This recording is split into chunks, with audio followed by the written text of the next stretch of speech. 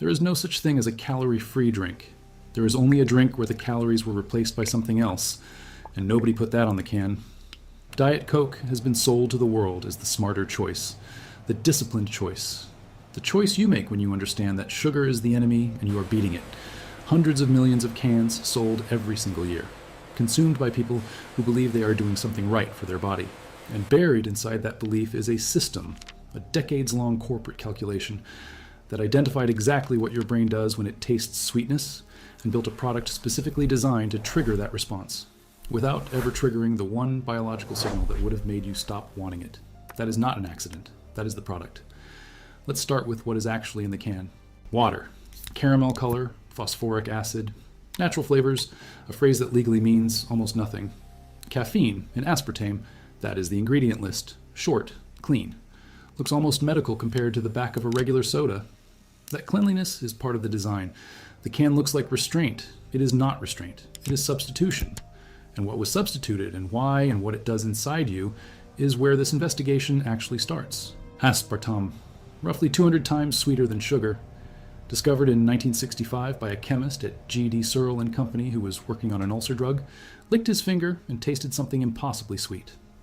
That moment, a mistake in a pharmaceutical lab, became one of the most consequential ingredients in the history of the food industry.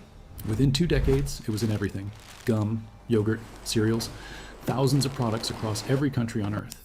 And at the center of that expansion was a single product that moved faster than anything else. Diet Coke, launched in 1982, which became the first major cola to be built entirely around aspartame from day one.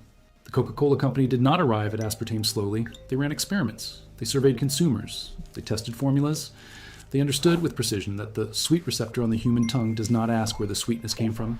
It fires the same signal either way. Aspartame hits the receptor sends the message, your brain registers sweet. The brain does not check credentials. That is the mechanism. And the mechanism is where things get complicated. When you eat actual sugar, a sequence happens. Sweet receptor fires, insulin begins to prepare, glucose enters the bloodstream, your gut releases hormones, GLP-1, peptide YY, that tell your brain you consumed energy and should start feeling less hungry. The system closes, you ate, the signal says so. Aspartame fires the first step of that sequence. Sweet receptor fires, brain registers sweet. Insulin begins to stir. And then, nothing. No glucose arrives. No gut hormones close the loop. The signal that started never finishes. Your body prepared for an energy delivery that did not come. And the research, not opinion, not wellness blogs, but peer-reviewed studies published in journals including Trends in Endocrinology and Metabolism, suggests that this incomplete loop may be one of the reasons that artificial sweeteners, consumed repeatedly over time, do not behave like a neutral swap for sugar. They behave like a signal that is perpetually interrupted.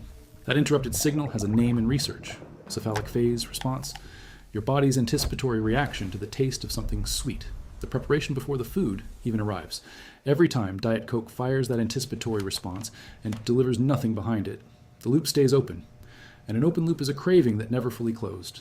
The Coca-Cola Company knows this. They have known some version of this for decades. The research on artificial sweeteners and appetite was not hidden in obscure journals. It was available. It was discussed internally at major food corporations throughout the 1980s and 90s. And the product did not change, because a product that closes your appetite loop is a product you stop wanting. A product that leaves the loop slightly open is a product you come back to. Now add the caffeine. 80 milligrams per can of Diet Coke, roughly 2/3 of what is in a standard cup of brewed coffee. Caffeine is the most widely consumed psychoactive substance on Earth. It works by blocking adenosine receptors in the brain. Adenosine is the chemical that builds up while you are awake and eventually makes you feel tired. Caffeine sits in those receptors like a plug.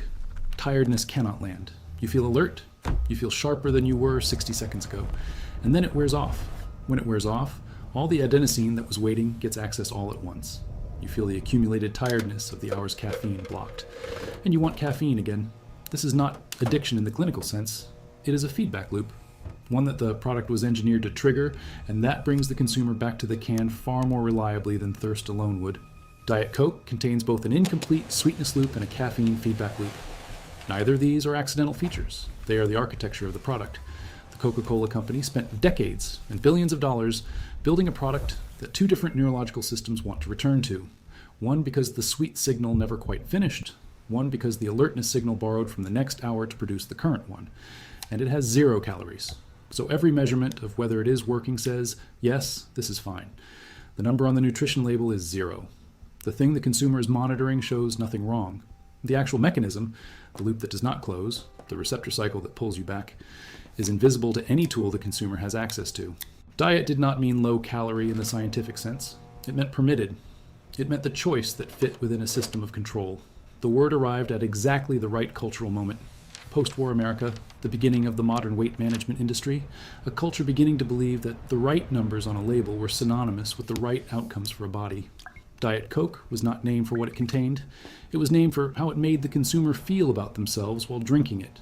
The naming was the marketing, and the marketing was so total that the product has been consumed by billions of people for over 4 decades, without most of them ever asking what the word on the can actually meant. Now here is where the investigation goes further. In 2023, the World Health Organization, the WHO, classified aspartame as a Group 2B carcinogen, possibly carcinogenic to humans, the same classification as red meat, the same classification as aloe vera extract in pickled vegetables. Group 2B does not mean dangerous. It means there is limited evidence of a possible association in humans that is not yet strong enough to classify higher. The science is not settled. The risk at normal consumption levels remains unclear. But here is what is worth understanding. That classification was not based on new science. It was based on a review of research that already existed, studies that were already published, data that food safety agencies had already seen. The WHO reviewed the existing body of evidence and concluded that the existing body of evidence was enough to flag. Not to ban, not to condemn, but to flag. And the response from the food industry was immediate, coordinated, precise. Industry bodies issued statements within hours. The International Sweeteners Association, a group funded by major manufacturers, including companies that produce aspartame, described the WHO classification as confusing. The Coca-Cola Company said their products were safe. Every major regulatory body, including the U.S. Food and Drug Administration and the European Food Safety Authority, maintained their existing acceptable daily intake levels. What none of the statements mentioned is that acceptable daily intake levels were calculated decades ago using methodologies that have since been updated in adjacent fields. The calculations have not been universally rerun. The thresholds stand because they were never formally retested, not because new research confirmed them. The phosphoric acid deserves its own moment here. Phosphoric acid is what gives Diet Coke, and most colas, their sharpness. That slight bite at the back of the throat. Without it, the drink would taste flat and chemical. It also has a measurable effect on bone density. Phosphoric acid alters the calcium to phosphorus ratio in the body when consumed in quantity. Several peer-reviewed studies, including research published in the American Journal of Clinical Nutrition, found associations between cola consumption and lower bone mineral density, particularly in women. The proposed mechanism involves phosphoric acid's effect on calcium absorption and the indirect effects of cola consumption replacing beverages that contribute to bone health. There is also something worth saying about the phrase natural flavors. That phrase appears on the Diet Coke ingredient list. Under FDA regulations in the United States, and under similar frameworks in the European Union and most national food safety systems, natural flavors means a flavor derived from a natural source, plant, animal fermentation. It does not mean unprocessed. It does not mean simple. A natural flavor can involve dozens of individual chemical compounds, processing steps, and proprietary formulations that a company is under no obligation to disclose. The phrase is a legal category, not a description. It tells you the origin of the flavor compound. It tells you nothing about what the compound is, how it was processed, or what it does in the body. Every major soda company uses this phrase. It is industry standard. It is also a regulatory structure that was built, in part, through lobbying by the food industry in the 1970s and 80s, at precisely the same time that Diet Coke and its competitors were being formulated and launched. The regulatory language that allows the ingredient list to say natural flavors was written during the same era that the products using that language were being engineered. That is not a coincidence. That is a timeline. Now step back and look at what the can actually is. It is a vehicle for caffeine that cycles you back into wanting more caffeine. It is a sweetness signal that never quite closes, leaving a faint version of the craving it was supposed to satisfy. It is phosphoric acid in quantities that, over years of daily consumption, appear in the research literature as a factor in declining bone mineral density. It is a classified possible carcinogen at levels the regulatory framework considers acceptable by standards that were set decades ago and have not been uniformly retested. And it has 0 calories. The 0 is not a lie. It is a frame. And the frame was chosen because it focuses the consumer's attention on the one number that shows nothing wrong, while the actual mechanism of the product operates entirely outside that number. The research on artificial sweeteners and gut microbiome health is relatively recent and still developing, but it is not trivial. Studies published in the journal Cell, including a significant 2022 study from the Weizmann Institute of Science, found that non-caloric artificial sweeteners, including aspartame and saccharin, measurably altered the gut microbiome in human participants in ways that affected glycemic response. Not in theory, measured. In people who consumed artificial sweeteners at doses well within acceptable daily intake levels within 2 weeks. The changes were individual. Different people showed different microbial responses, but the changes were real. The gut microbiome is not a niche topic anymore. It is implicated in immune function, inflammation, metabolic regulation, and neurological signaling. When a product alters it, even slightly, even temporarily, that is a consequence that 0 calories does not capture. That consequence does not appear anywhere on the can. It does not appear in any regulatory framework currently in place. It was not part of the original safety assessment of aspartame because the research tools to detect it did not exist when aspartame was approved. Aspartame was approved by the FDA in 1981. The research era of the human microbiome began in earnest roughly 25 years later. The product was assessed using the science of its time. The science of its time could not see what the science of today can see.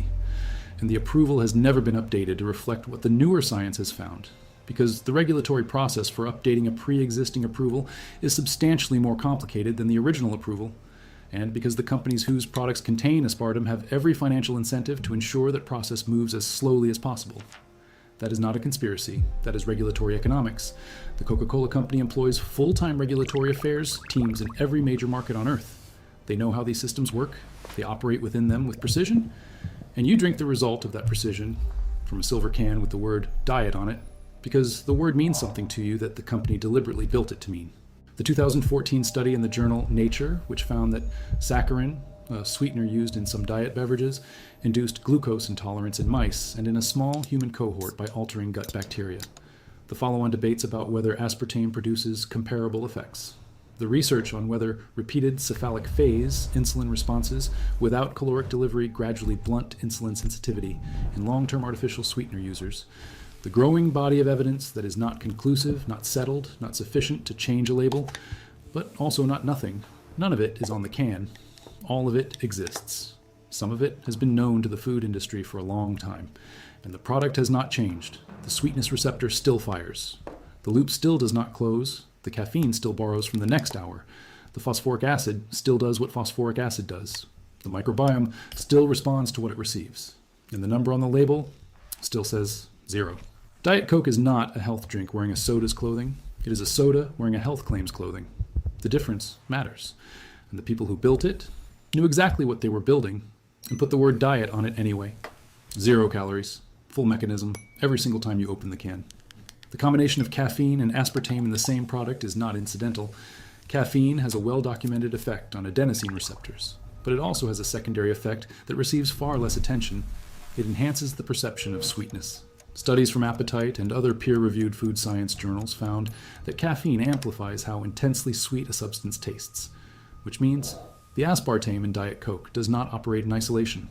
The caffeine in the same can makes the aspartame taste sweeter than it would taste alone. The sweetness signal fires harder, the incomplete loop opens wider, and the caffeine that enhanced it still wears off in 3 to 4 hours, pulling you back toward the can that contains both. That is not 2 ingredients. That is a system.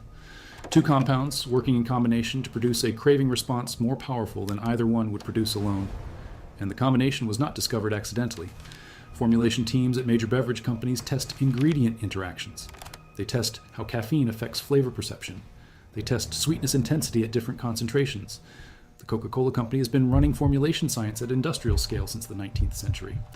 The idea that the caffeine-aspartame interaction was not understood internally before it went into billions of cans does not survive scrutiny. Now consider what happened to the people who tried to ask questions about this.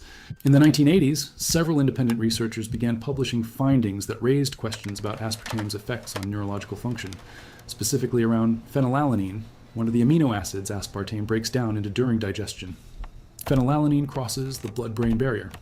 At high concentrations, it can affect neurotransmitter synthesis, particularly the ratio of serotonin precursors in the brain. The The concern was not that a single can would cause damage. The concern was cumulative exposure, daily consumption across years and decades, in a population that was being encouraged to drink more of this product, not less. The researchers who raised those questions found their funding difficult to secure. Their work was contested by studies funded by the sweetener industry, a pattern documented in a 2013 review published in PLOS One, which found a direct statistical association between industry funding of aspartame research and findings favorable to aspartame. Studies with no industry funding were significantly more likely to find cause for concern. Studies with industry funding were significantly more likely to find no effect. Hundreds of millions of cans every year in every country on Earth. And then there's the population that was most aggressively targeted. Diet Coke's early marketing was built around a specific consumer. Women, weight-conscious, navigating a cultural environment in which thinness was synonymous with discipline, and discipline was synonymous with worth. The silver can was sleek. The advertising was aspirational. The message, never stated explicitly but never absent, was that this was the choice made by someone who had things under control, a woman who understood what she was doing, who was ahead of the problem. That message was not accidental. Focus groups developed it. Consumer psychology research refined it. The positioning of Diet Coke as a marker of self-control, rather than simply a beverage, was a deliberate corporate construction that turned a consumption act into an identity statement. You were not drinking a soda. You were being the kind of person who made the right choice. The product was engineered to be wanted.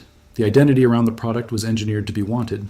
And the science that questioned whether the product delivered what the identity promised was studied with money that came from the people selling the product. 0 calories, full mechanism, full calculation, every single time you open the can.